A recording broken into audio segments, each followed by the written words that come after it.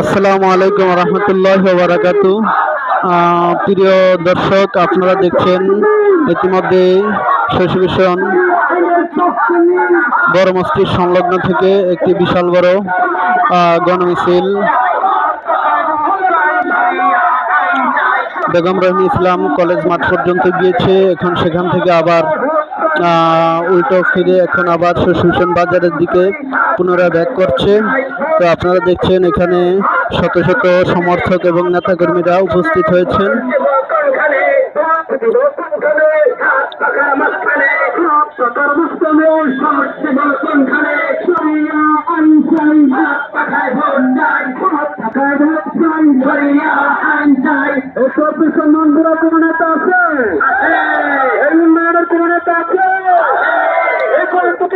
মানুষের কাছে কোনো নেতা আছে?